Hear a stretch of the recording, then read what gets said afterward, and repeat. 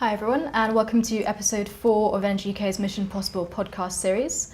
I'm Iman Sadiq. I am the chair of the Young Energy Professionals Forum and also a policy manager at the Smart DCC. So throughout this series, we have been touching on priority areas that the government must urgently address in order to deliver on the manifesto commitments around energy and related sectors like transport. NGK has identified 5 of these priority areas in the Mission Possible report, so please do check that out. I think we should be able to drop a link in the chat as well. But today's episode is quite significant given the purpose of this series because we will be addressing what it means and what it takes to create a mission-led government set up to succeed on these priority areas. So joining me to do this are 3 industry professionals, so welcome Simon, Rosa and Alex. Please can I get you all to briefly introduce yourselves? Let's go like this in the room. Yeah, hi everybody, Simon Verdi, I'm Vice Chair and Head of Energy and Natural Resources at KPMG and once of DEC, which is now DESNZ. Hi, I'm Rosa Hodgkin. I'm a researcher at the Institute for Government, which is a think tank that works to make government more effective. I work on net zero policymaking. And hi, I'm Alex Gray. I'm Deputy Director for External Affairs at Energy UK. Amazing, thank you all. So to briefly set the scene, the new government has set some fairly ambitious targets for the energy sector over the next couple of years, not least the Warm Homes Plan and what is being pegged as the North Star, Labour's ambition to decarbonise the power sector by 2030. Doing this, you could argue, will require a balance of ambition with feasibility and just a lot of good governance and coordination within government, between government and industry, even with consumers as well. So on today's episode, we will be discussing what we think this balancing act should look like. Finally, just very quickly before we start, for everyone joining online, please do drop your questions into the Q&A box as we go along, and we'll come to these at around past. So to kick us off, I think apt to head to you first, Simon. How have your clients and really industry reacted to Labour's decarbonisation mission by 2030? Yeah, well, it's early days, but I think overall I'd say the mood is pretty positive and as some of the initial steps have been warmly welcomed. I'd particularly single out the lifting of the ban on onshore wind in England. Long overdue in my view, but that's been warmly welcomed, as has the increase in the money available in the renewables auction that's underway at the moment, AR6, and the new partnership between GB Energy and Crown Estate, which has some potential, I think, for accelerating low carbon deployment. But I think my clients and the investors I talk to are now really looking and focusing on the big decisions this autumn and what's coming up. And it's quite a long list on the to-do list of ministers and the department. I would start with the decisions about how we're going to get the low carbon flexibility we're going to need to complement the renewables. So, we can all see we're going to have a real acceleration in renewables, but how we're going to keep the lights on when the wind isn't blowing and the sun isn't shining, and what are we going to do in terms of getting those early hydrogen to power projects, the carbon capture clusters over the line this autumn. I think that's a top priority. Clients are asking, well, also, I'm wanting to invest in a project that's going to last decades. Well, tell me what the electricity market arrangements are going to be over that period. So what is the outcome on the so-called REMA process? And what is the government's view on whether they're going to change those wholesale markets, and if so, when? I think that's another big question on my clients' minds. Included within that is a question, more niche question, but long duration storage, and how fast can we move ahead with the proposed cap and floor arrangements to get some of those projects we're going to need away.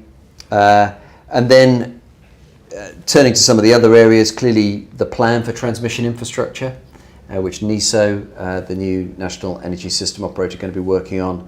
Everybody wanting to understand how that plan's going to work, and then how does that filter through into the regulatory framework in detail. Might come back to that. And then on the demand side, we haven't yet heard much. You mentioned in your intro the Warm Homes Plan. We haven't yet heard much yet about that from the government. So what are the plans on the demand side, on energy efficiency, on low carbon homes, on a smarter energy system? We're going to need to keep bills down. And then final one for me would be a sort of iceberg that's looming there that isn't just an energy sector issue, but is the supply chain and skills. And how do we work across the sector to actually get the supply chain, remembering that we're in an international competition for the same skills, for the same supply chain as pretty much every other country in the world. My final thought really on this is 2030 really isn't very far away. It's tomorrow in energy terms. And so when we think about the renewables auctions, we're really talking about the one that's underway, and next year maybe AR8, but I mean not much beyond that could actually influence the outturn for 2030. So, you know, it's about the projects that are already in the pipeline. How do we accelerate those? How do we sort out the grid queue, which we haven't, I didn't mention. But my plea to my former colleagues in the department is really to go for it. So if I think back to 10 years ago when I was awarding the early CFDs for the first offshore wind projects and getting hauled up in front of the Public Accounts Committee for, you know, overpaying and, you know, making mistakes on you're going to make mistakes, but you just got to go for it. And I'm hoping that we can do the same for hydrogen and CCS as we've done for offshore wind over the last 10 years. So in 10 years' time, there'll be a webinar like this looking at the success of all those projects and how, yeah, they won't get everything right, but we got it going and we got these new industries moving. So that's what my clients are looking for. Brilliant, yeah. Registrations are now open for that webinar in 10 years' time, so please do. Brilliant, thank you, Simon. So welcome ambition, majority welcome ambition, some questions on feasibility, and also we just really need to see the plans for how to deliver this now as well. I think coming to you then next, Rosa, what is the Institute for Government's view on the concept of a mission-led government to begin with?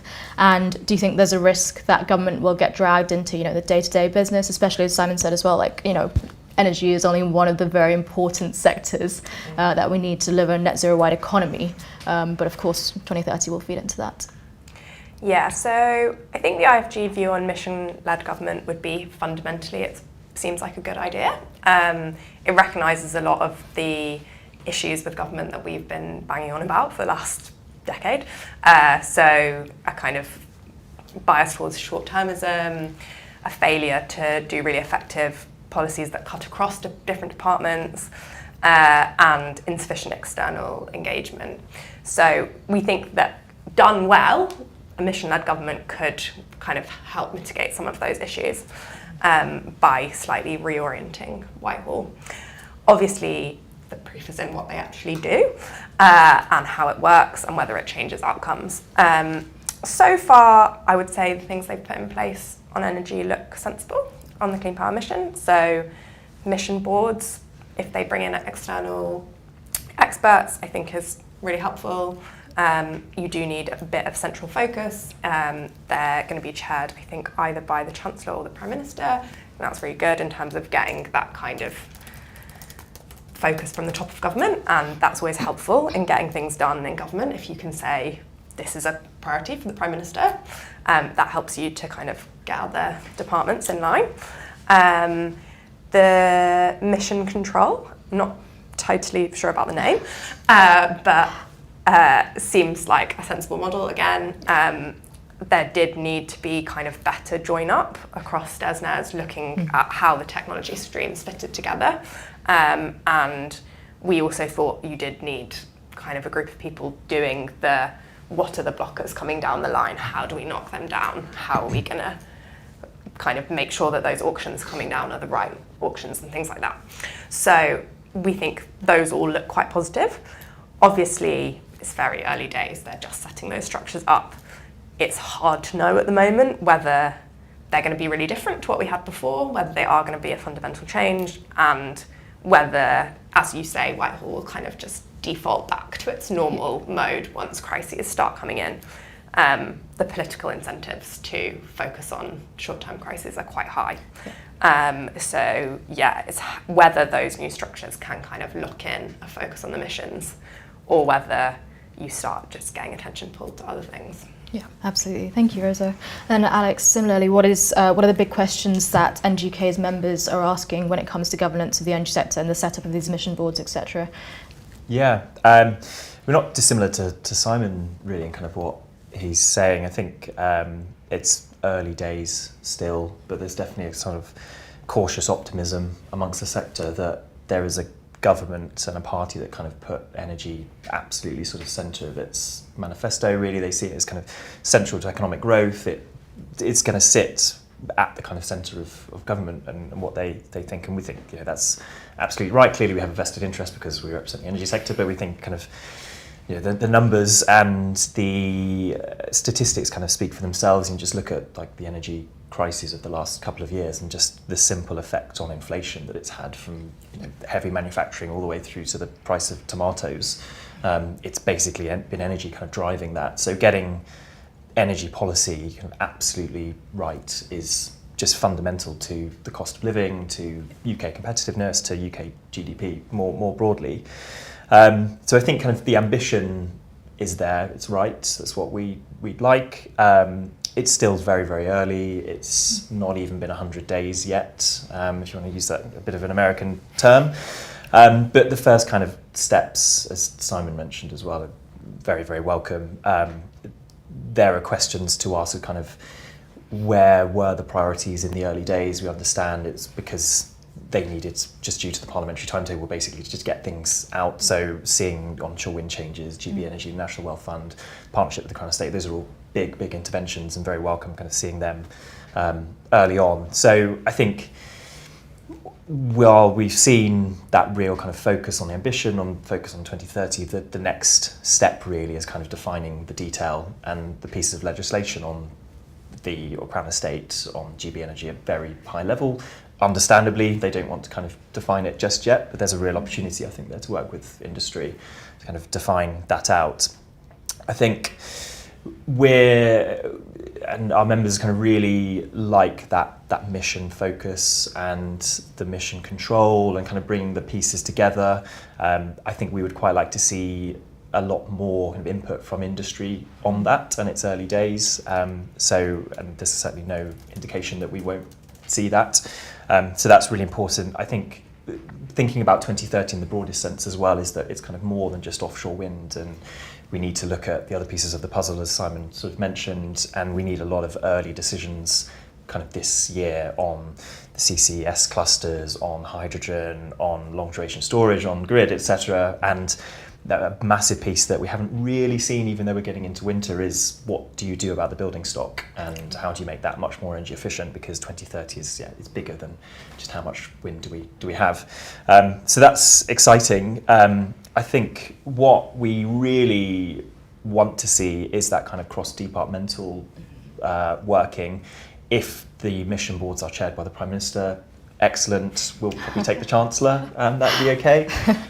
But it's bigger than DESNZ, and HMT is going to have a clear role in funding some of this, and the Department for Local Government is in charge of the planning. You've got DFT, you've got the Home Office, who back in the London 2012 sort of building that, they were having to streamline visa applications for people who were building the stadium. So that sort of joined up approach is going to be absolutely needed, because this is going to be a kind of all hands on deck sort of approach. So I think, taking all of that into context, kind of cautiously optimistic. I think when getting into the more of the specifics around GB Energy, National Wealth Fund, for example, I think there's a need to define what exactly does it do, what exactly is the question that it's trying to answer. There are examples that have worked previously in the UK and around the world that we can certainly go into later. But those are the sorts of views that we're getting from members. Yeah, brilliant, thank you. So we've touched a little bit on industry's reception of the Clean Power Mission and how next steps, details on the plans and next steps are really important. But I'd like to get your opinion, kind of coming back a little bit as well. What does success in Clean Power by 2030 mission look like? Do we need to get 100% there for us to step back and say, okay, yes, government have done what they said they would do, or is 95% good enough? Is 97% good enough? What would you all like to see to then be able to say, job done, essentially? Open this to everyone. So Simon, if you want to go first. Maybe I start. I mean, we've got to remember why we're doing Clean Power and why we're doing Clean Power first. We're doing Clean Power so that we can decarbonise the rest of the economy. So it is a staging post towards the overall goal, which is the legally binding requirement to get to net zero economy by 2050. So obviously it's only point in having heat pumps being deployed and EVs being deployed. We've got Clean Power. So we've got to remember it's in that context. So I would encourage the government to be pragmatic about it in terms of the last few percentage points will be ruinously expensive. And if we have to use a bit of gas to keep the lights on a cold winter's day, we should do that. So I think we've got to be pragmatic. We've got to remember that it's about the big picture. And what would be a complete and utter failure would be if we start doing perverse things. Yep. So if we do perverse things because we're trying to hit this intermediate target that are not sensible for the long term.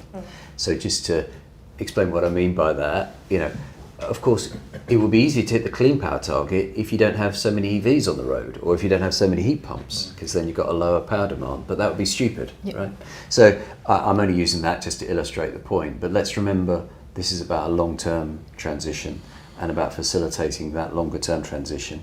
So I'd encourage the government to be flexible and pragmatic in its approach to progressing this. The mission's very clear. We're going to go all out to try and get clean power, which is obviously the right thing to do in terms of helping decarbonise the rest of the economy. But let's avoid, incredibly expensive things just to hit a slightly arbitrary number in 2030. Yeah, absolutely. And Rosa, how about yourself? And then Alex as well. What does success look like? Yeah, I would entirely agree with Simon. It's like, I'd say the percentage is much less important than making sure the system works, that it is set up to get you to 2050, not just 2030. Like what happens in 2032 is equally as important as 2030. So I think that's absolutely crucial. The other thing we haven't talked about yet is they've also promised to bring down energy bills, which is going to be very challenging. So I'd imagine you wouldn't necessarily see it as a success if you'd hit 99% clean power, but you had vastly higher energy bills. Yeah, so absolutely. It's going to be a real balancing act. And defining what success for the mission looks like, I think, is a really important first step for them, so they know what they're aiming for. Brilliant, thank you. Yeah, and I'd say for industry as well, of course, it's what is that goal? How does it look like? I mean, you can measure it in terms of, is it actually just 100% of kind of sources come from clean power by 2030? Is it some days you might have kind of 120% of like what you actually need, and you can export some of that, but then some days, you have gas that you might need to turn on. Is it actually you kind of measure carbon intensity over the kind of course of the year? Maybe that's some way to do it, because that kind of final few percent, as you say, could cost a fortune.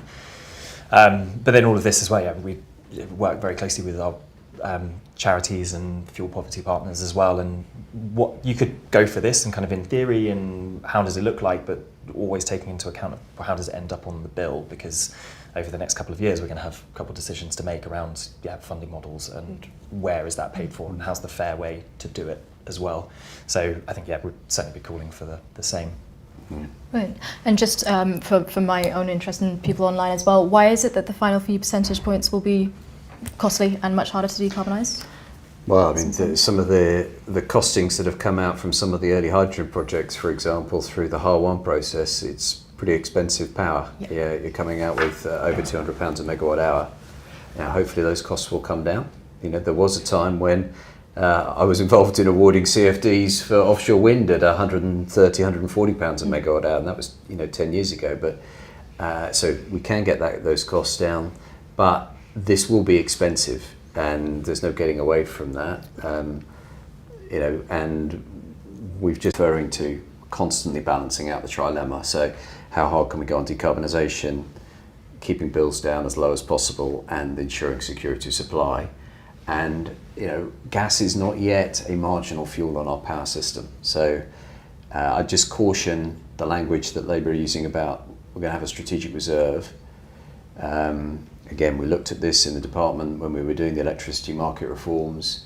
There are pros and cons whether you have a market-wide capacity mechanism or a strategic reserve, but don't think that gas is just a marginal fuel. Gas is 30 to 40% of our power generation on average, and so it's not something to the side. It's still central to our power system at the moment.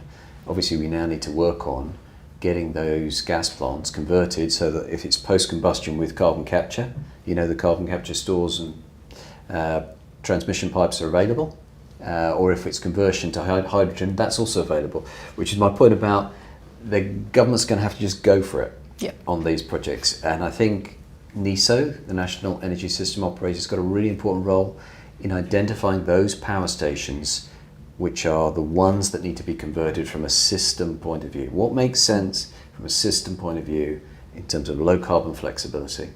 because for years we've run off a few big power stations that are flexible, Yeah. that the control room can dial up and down. Well, we're going to need some low carbon power stations, and I think NESO's got a really important role to say, right? And it is basically saying on a map, this is what you're going to need, and then government basically getting those contracts in place as quickly as possible. Because as I say, 2030 is tomorrow, really. So, yeah. Yeah, I completely agree. And it's something that is thinking about 2030 in that holistic terms is it's probably just going to need to involve a little bit of that, of just, yeah, this is going to be a large industrial cluster, we're going to need this here. And it might be an unhappy decision that you might have to make, but that's kind of what we're going to need. Yeah. And if I could just add a bit of, again, historical perspective, I mean, I've got the scars on my back from 2 failed attempts at CCS, right? I was DG Energy for the first 2 attempts on CCS. I'm not proud of that. George Osborne, you might remember, nicked the billion back in the 2014 budget, for those of you with long memories. Clearly there will be a battle royal this autumn in terms of money available in the budget. You know, Rachel Reeves and Keir Starmer keep reminding us there's no money. But from an international investor point of view, my clients, I don't think the UK can withstand a 3rd failure on CCS, right? I think that's it. So we have to do it this time. We've got to do it this time. And that's why I say we've just got to make it work and make some decisions. And yes, I'm afraid you'll make some wrong ones, but you've got to see through that, weather the storm, and hopefully celebrate the success in a few years' time. Yeah. And I think that's the real test of whether mission-led government is something different, because traditionally the UK has basically let the Treasury set the strategy. Like, the strategy is implicit in what the spending review ends up giving money to, but it doesn't flow from the kind of Prime Minister, the government's priorities. So you end up with this strategy that's just emerged through bilateral negotiations between departments and the Treasury and doesn't have that kind of overarching idea behind it. So I think the first test of whether mission-led government is different is the first multi-year spending review, where it's like, have you managed to align the spending to your priorities and to your missions, or have you ended up with the same kind of messy, we've put a bit of money here because we traded off against this that you have had in previous spending reviews. I think we did sort of try, again, maybe I'm sounding very old now, but I was in Number 10 20 years ago as the Economic Affairs Private Secretary to Blair. He did try through the delivery unit, Michael Barber, and that was a pretty systematic, Prime Minister chaired, Secretary of State comes in, the Chancellor's there, the relevant other departmental ministers are there, and in that case, the PMDU, the delivery unit under Michael Barber, was providing the analysis of, are we on track for that particular target, whether it was waiting lists or education results or whatever it was. So I think there's an IFG, credit to IFG, always do this, pointing out historical precedents, but I think there's a lot to learn from that period. And I think it's really important that the Prime Minister actually drives this himself. As you said, Alex, I think, Prime Minister chairing those meetings signals its importance and being really thorough and rigorous, as I'm sure the Prime Minister will be, about are we on track or not? Yeah, definitely. So, sorry, Rosa, if you want to... No, I was just going to say, I think the other thing that was really important in that period was having really clear kind of metrics and monitoring and outcomes, so that you could kind of, as you say, effectively measure whether it was happening or not. I think that's definitely something that I would hope that they have learned from. Yeah, I think that comes back to that point of kind of how do you measure 2030 and what are the steps to get there as well, and who does that? Because is it the CCC, is it the NIC, is it Mission Control? It's all kind of up in the air at the moment, but that sort of annual check-in maybe is the thing that kind of gets that attention, and by 2028, what's the government then start to do around that if we're off or we are closer to it? All for debate. So leading from that idea of lessons learned and successes and failures, are there any other examples of where good governance you think has clearly led to successful delivery of this ambition or target in the energy sector or outside of the sector, even internationally as well? Any examples? Do you want to go first, Rosie? IFG's probably got some good ones. We have been looking at this at the moment. So I think one that people talk about quite a lot was which is not energy related, was the waiting list targets under the Blair government. So they had the 18-week target for NHS waiting lists for elective care, non-urgent care, and they basically did hit it through exactly that. They had really clear outcomes. They tied investment to those outcomes. So you were making sure that the funding was actually delivering the outcomes that you were trying to hit. And the Prime Minister was very hands-on in checking whether those steps were being met along the way. So I think that those kind of models, I think, are, from what they've set up at the moment, what they're kind of trying to do, and it's whether you can actually make that work and not get distracted onto all the other things. Yeah, exactly. And Alex and Simon as well. Yeah, I mean, it'd be interesting to get the IFG's view on this, but I mean, you could argue kind of in the pandemic times, I mean, that was no bigger sort of mission really in getting vaccines up and running, rolling out, kind of that absolute attention for the whole of Whitehall. How do you apply that on a much smaller scale, though? Yeah, it would be interesting. It's interesting that you describe it as a smaller scale, because I didn't use that example because everyone has been using that example, and everywhere you go, people are like, we need a task force, like the vaccine task force. And the thing is, it was a massive challenge, but when you look at the number of players involved, it's actually quite a small ecosystem. You have quite a small number of researchers working on it, quite a small number of manufacturers. I think clean power is a much bigger and more difficult mission. There's so many more players involved. The technologies, you've got so many different technologies you're trying to line up. So yeah, sometimes I'm concerned that the vaccine task force can kind of make things look more simple than they are. Yeah. There's definitely lessons in terms of being like, this is our focus, we are putting the investment in that is needed, working with external experts, giving the people who are running your task forces and things, actually saying, like, I trust you, go and do it, make the calls. So there are definitely lessons, but I actually think this mission is much more difficult than the vaccines. Yeah, I agree. I think there is a reason for hope, and that's that, as you said at the start, the green growth agenda is so central to their economic mission. So the first mission about being the fastest growing country in the G7, all the senior ministers have basically made clear that green growth and this clean energy is a big part of the economic story that this government wants to tell. So in that sense, I think that's a really good starting point, because the Treasury and DESNZ should be pointing in broadly the same direction. But nothing, in my experience, having seen it substitute for that personal interest and accountability to the Prime Minister, and the Prime Minister really rolling his or her sleeves up, as it were, and getting involved in the detail. And those quarterly stock takes, I used to sit in on them when Blair used to do them, were a really rigorous examination. And of course the Secretary of State didn't really want to turn up and really not know what they were talking about. So the Secretary of State, and that meant the official machine underneath. You know, back then it was, you know, Jeremy Hayward or somebody else coordinating in terms of the official dialogue to make sure there was a combined view about what needed to be done, rather than just Department X or Department Y saying what they thought needed to be done.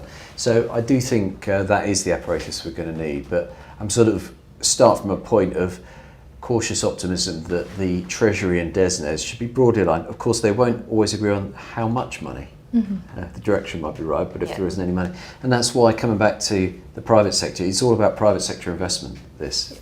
And I think it's really important just to remember that. You know, the Climate Change Committee saying it'll take 1.4 trillion, not billion, trillion, to get to net zero by 2050.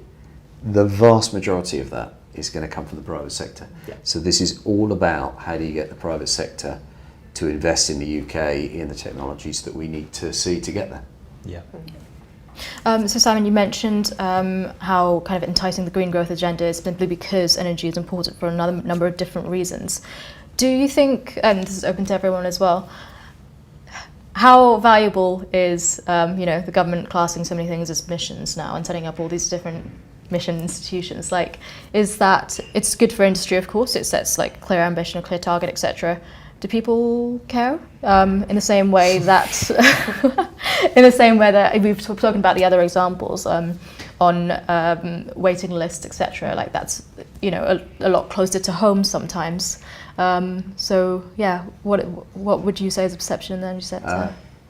I don't think my clients, the investors I talk to, care whether it's called a mission or how it's organised within government. They're just interested in what is the commercial opportunity and is there a decent reliable policy framework that's going to give an adequate return on their investments, and is that stable for long enough such that you can make what are very, very long-term investments in the energy sector.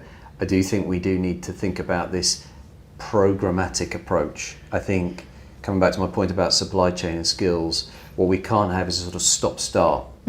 So some of you will remember auction round 5 where we had no offshore wind contracts. That's not what we need. We can't have a sort of stop and then a start and then stop and start. Investors need that long-term view about this is where we're trying to get to. To give an analogy of that, back in 2013 we set a target for how much money we were going to be spending on CFDs in 2020, and I think that helped the offshore wind sector gear up and invest over a longer period. So we need that kind of long-term view if investors, and this is about international capital, this is about pension funds, infrastructure funds, international energy companies coming to the UK when they have choices about where they invest. So that it's the policies basically far more important than the internal sort of machinery and the wiring behind the scenes. Yeah, I'd say the way it's packaged is however you want to present it, really. It will speak, I'm sure, to a certain demographic and kind of bit of the electorate. I think for us, just the fact it is kind of a top 5, and you could argue it's actually kind of the most deliverable of missions. The other ones, around just economic growth, waiting lists, that sort of language, it kind of doesn't really explain exactly how you might get there until you look at some of the detail underneath. But what it does do is kind of give that kind of long-term certainty that this is a focus, well, for at least the next 4 or 5 years, which is good. And if there is that kind of focus on 2030, I think, Rosie, you kind of mentioned it, but what comes in 2031, 32, is there a risk that we get so drawn into 2030 that actually there isn't that much interest, or the decisions made when we start getting to the latter half of this decade for the following decade, which still is going to be absolutely crucial to kind of hitting 2050, do those get pushed down a little bit more? It comes back to that detail and actually making decisions on time when you say you will. Yeah, and that certainty. And coming back to what you said earlier as well, then Alex, you mentioned GB Energy Bill, Crown Estate Bill, etc. So various bits of legislation, they're quite high level right now. Does this help or create more ambiguity of government's ambition when it comes to public and private bodies working together? That's, I'll start with Alex, but then open to you as well. I mean, in one way, it's not unhelpful because it is still very broad and not quite defined yet. And I think it still leaves room for industry and government to kind of work together and really work out kind of, what is that problem that GB Energy and the partnership with the Crown Estate, or if it's the National Wealth Fund, what is it that they're actually trying to solve? And there are bits where, the private sector just, maybe it doesn't financially make sense to do this, and having a kind of state body working alongside the private sector would be enormously helpful. We don't see it as kind of a body to compete with the private sector. The private sector is already delivering, it's investing billions, employs hundreds of thousands of people around the country.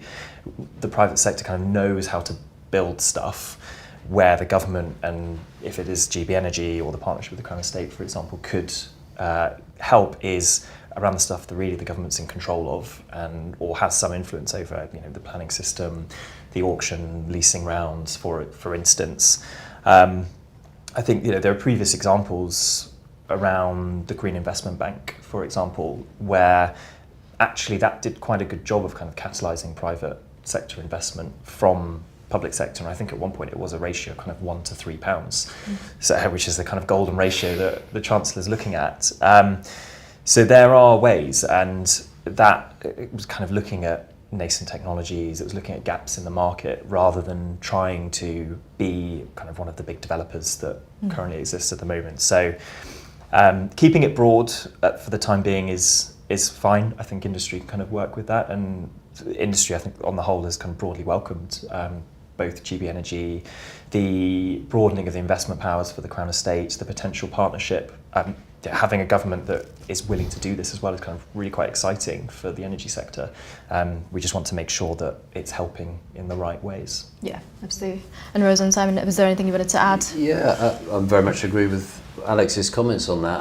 I think think it's great that the government's allocating these funds to clean energy and willing to invest directly, but I would agree with Alex. I think the priority, we keep being told by Rachel Reeves and Keir Starmer how little money there is.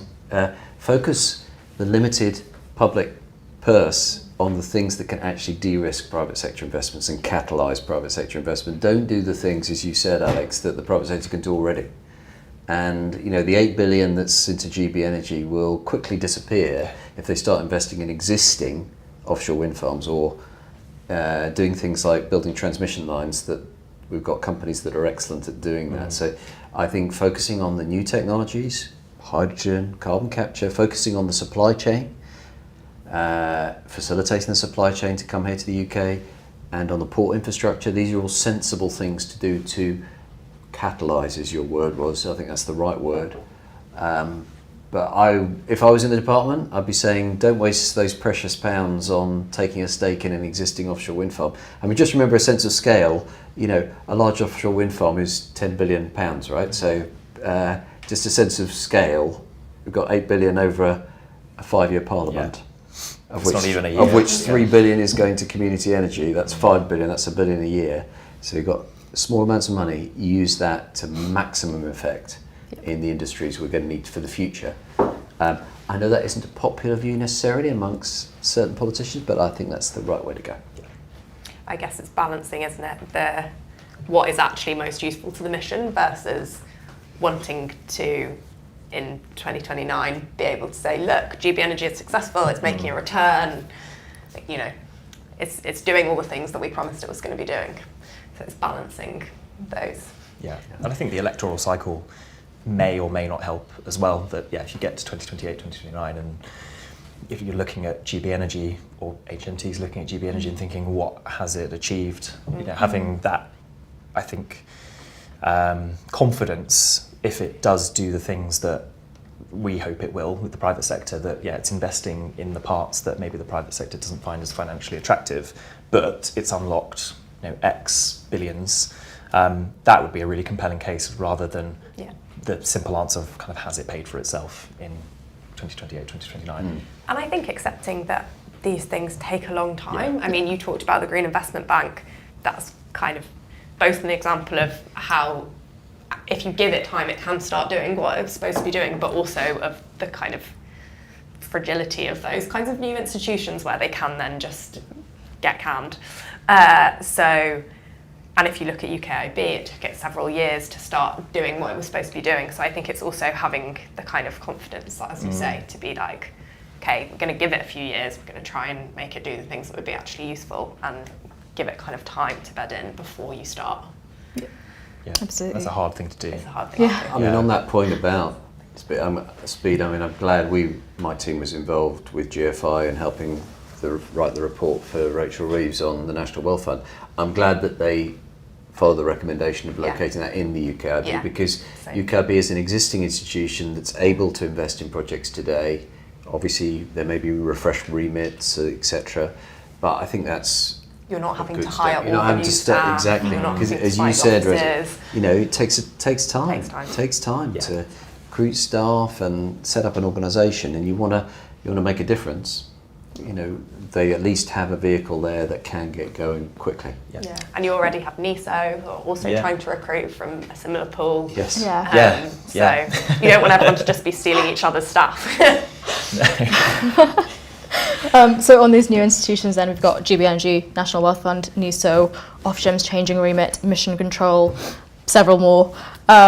Are we feeling optimistic about interaction? We talked a little bit about taking time to settle in and stuff, but then again, these organisations and institutions have got to work together very quickly over the next 5 years. How are we all feeling about interaction right now? I think we still have plenty of questions. I think it's positive, and I think if you look at each organisation as well, I think in terms of buying into kind of where we need to go and where they're not using that sort of language, but around the kind of clean power mission, but just our 2030, 2035 and so on targets, I think we're seeing at least at the very minimum sort of increased speed and awareness of what we'll need to get there. So either that's more strategic energy plans, it's the faster decision making from Ofgem. I think having what we'll need, though, despite the fact that we have all got these organisations looking at what we think we'll need, is that kind of central coordination, which comes back to kind of how does that mission control work? How does the actual clean energy mission, how is it governed? Is it PM sort of level? Is it just everybody just sits on the kind of mission control board already existing within DESNZ? So that's kind of, we see it great that each individual organisation is moving at pace, and in a year or two we will see some positive noises, but we need that central coordination. Yeah, absolutely. And Simon and Rosa equally, how are we feeling? Yeah, I just, maybe I'll answer that with a sort of slightly sort of broader, longer term overview, which is for 30 years we've had institutional setup that came about as a result of privatising the industry in the 90s, which had a large focus for a considerable time on cost and efficiency and keeping bills down, and then we started to take on board the decarbonisation agenda. But the institutional governance in the energy system is yet to catch up with the new objective. It's as if we signed net zero into law in 2019, but the institutional governance hasn't quite caught up with the fact that that's the new objective. It's how do you deliver a net zero energy system at least cost and keep the lights on. It is not the same objective we had in the post-privatisation era.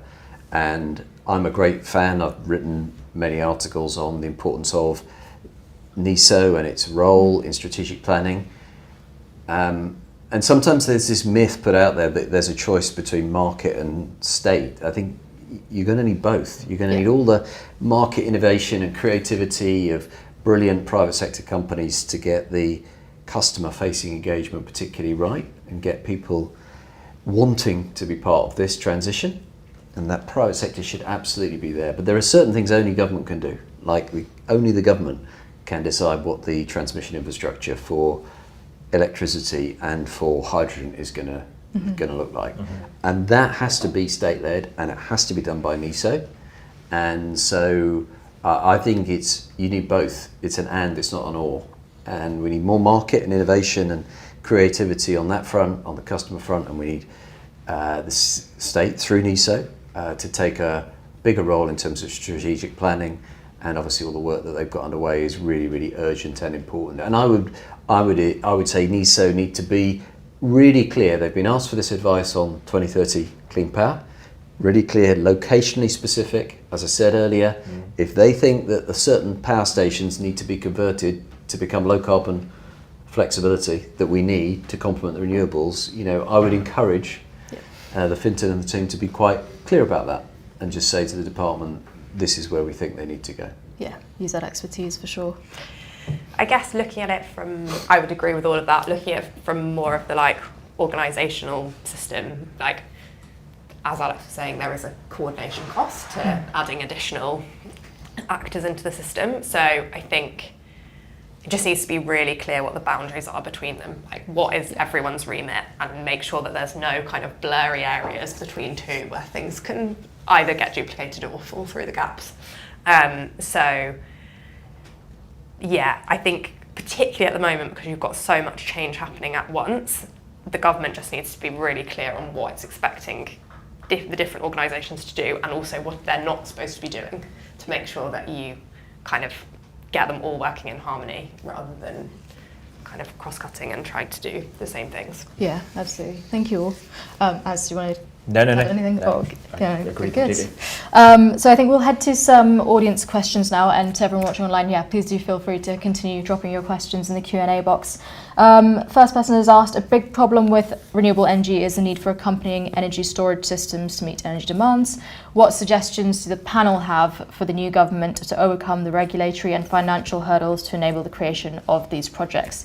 They've put an example, which is quite cool, potential collaboration between water and energy grids to combine pumped hydropower storage with drinking water reservoirs. Yeah. Interesting idea. Well, my headline message and answer to that would be to get the cap and floor regime for long duration storage in by the end of this year. And that would be a really good start, because I've got investors that want to invest in long duration storage of different technologies. We know we're going to need it. Yeah. Every report in the energy sector says we're going to need it. It won't be one technology, it'll be a mix of technologies. but we do need that framework. So my encouragement to my former colleagues would be just crack on with that one.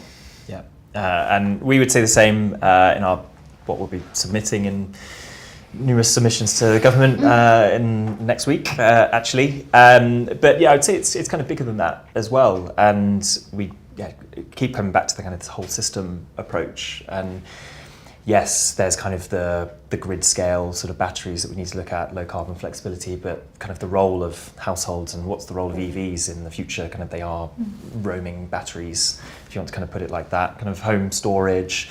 So for the government, kind of, they're probably bored sick of us just telling them that kind of it's absolutely a little bit of everything and just go for it.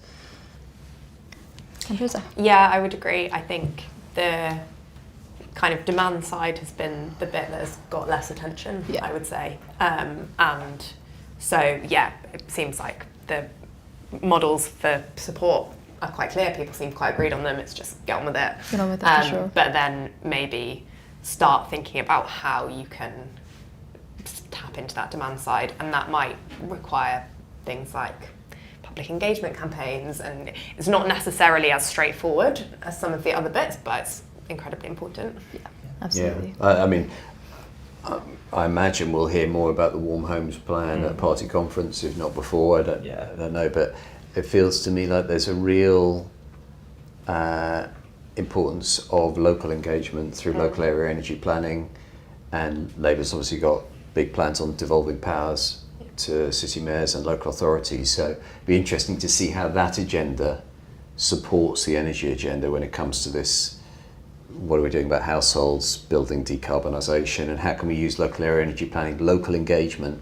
Because it'll be what happens on your own street or in your own community that'll really start to shift the dial when we think about the big social transitions, whether it's recycling or drink driving or wearing a seatbelt. These happen because your community, your friends, your neighbours start doing it, and we will, I hope, get to the point where that's the sort of transition we'll get, where people want to be investing in them because they've got the right incentives to do it, support to do it, but also it becomes the sort of socially desirable thing to do as well. Yeah, and I mean it's not linked to the question at all, but if they want that kind of, the government wants that kind of quicker win on saving money off energy bills, probably the quickest and cheapest and easiest thing you can do is bung some loft insulation in. So there's that kind of political will to do that sort of thing, but yeah, it's disruptive, and that kind of comms campaign is super important for that. And I think there's a lot to learn from what other countries have done. Like there's been a lot of innovation across Europe and more widely in terms of what support schemes you use, how you make sure it's not just kind of better off people who are reaping the benefits. So yeah, I would encourage the government to look at kind of what's worked in other countries and think kind of broadly about what the options are. On that then, as we're speaking about the Warm Homes Plan especially, like what's one or two key things that you would all like to see in this plan? A real focus on local engagement, democratically led either by city mayors or by local authorities or combined authorities, who are engaging with local communities through citizens' assemblies, other ways of doing that, to get across and discuss what are the best solutions for that area with that kind of building stock and those kind of natural resources in that area. Is it district heating? Is it solar and battery? What is it that's going to work in that particular area? And get those conversations started bottom up across the country. And don't wait for everybody. If certain cities want to move ahead, just support them, give them the resources and the powers to do that. At the risk of adding to the list of institutions, I do think there might be a gap on who's supporting all those local authorities and combined authorities on that, what's best practice. Now, you could ask an existing institution to take that on, but I've worked with a number of the big cities over the last few years. They're all resource constrained, they're all cash constrained, and they don't have a lot of expertise, so they're going to need some support nationally on what works for this type of building stock. And so is that a home and decarbonisation agency, or do you need to ask one of the existing institutions to take that function? I think there's a function there. I'm not sure who's really tasked with doing it. So Yeah. at the risk of adding to the alphabet soup of institutions, we might need another one. I think they said GB Energy in the King's Speech.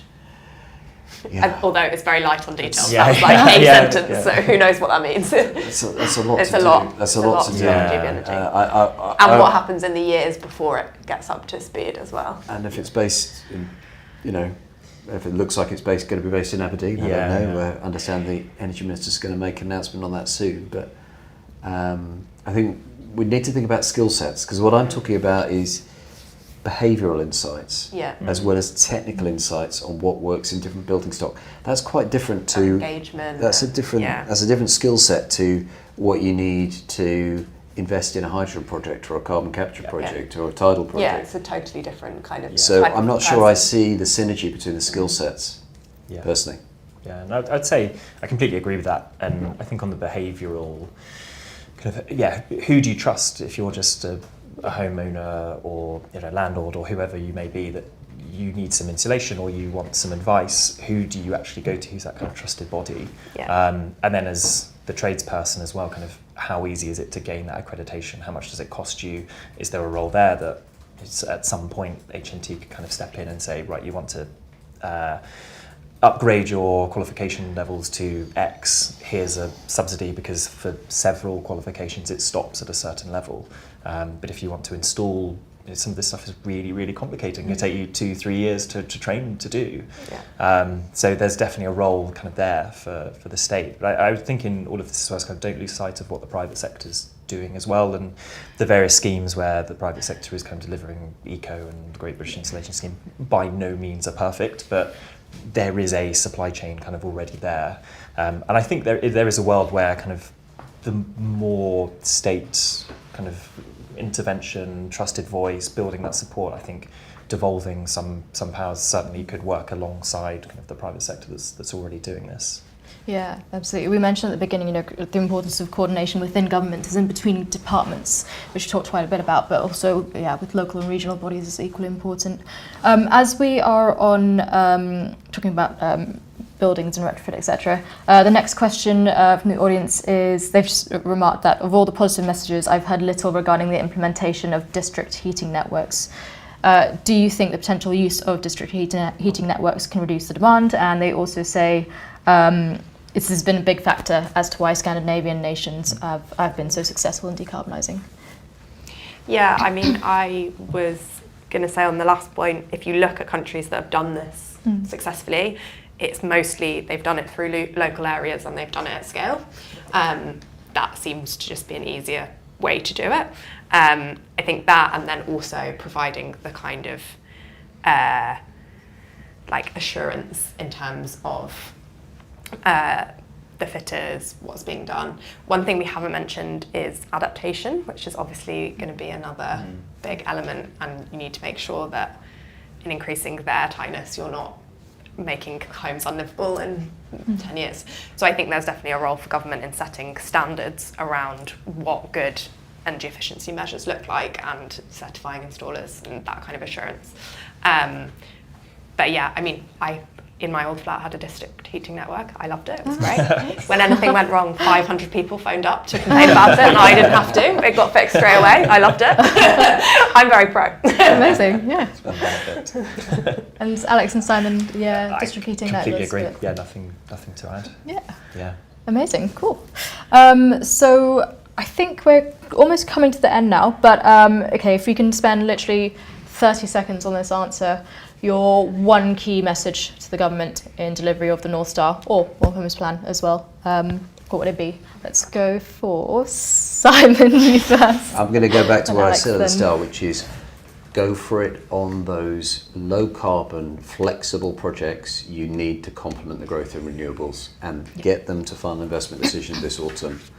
We've got no time to waste. Brilliant. I think mine would be engage with some of the fiscal and distributional questions. So we've kind of shied away from those, but it's really important in terms of who's going to pay for it, how are you going to support people who can't afford to upgrade their homes. I think particularly in this scenario where the fiscal situation is so constrained, you have to engage with those questions up front. Yeah, Yeah. absolutely. And Yeah, Alex? I would say The benefit going third, actually. So I haven't had time to think about this. But I would say, yeah, go big, use the private sector, but do it in a fair way. Amazing, thank you all. So I think that's pretty much all we have time for, but thank you to all of our speakers. I think some indicators from industry as well that government has made a promising start, but now really the hard work begins. I think when you've got such an ambitious target that's also time bound, but then as we've remarked as well, it's related to so many other things, not least urgency to mitigate the worst impacts of climate change, but also economic security, social security, bringing down bills, etc. Good governance is definitely more important than ever before. But I'm feeling optimistic, in case you couldn't tell from the shake in my voice there. Before I close, just two things to note. Firstly, the last episode of this Mission Possible podcast is next week, 4th of September, same time as this one, 12 to 1 p.m, and that will be on cooperation with the EU. Second thing as well is NGUK's annual conference. This is on the 17th of September this year, so coming up very soon, but there is still time to buy tickets. I have been to this several times myself. It is a really good opportunity to network and to hear from industry speakers, but also NGUK events team pull out all the stops for this one, so it's well worth experiencing at least once, if not 4 times like me. And yeah, that's a final thank you to all of our speakers from me. So thank you, Alex, thank you, Rosa, and thank you, Simon, and thank you to everyone who joined online.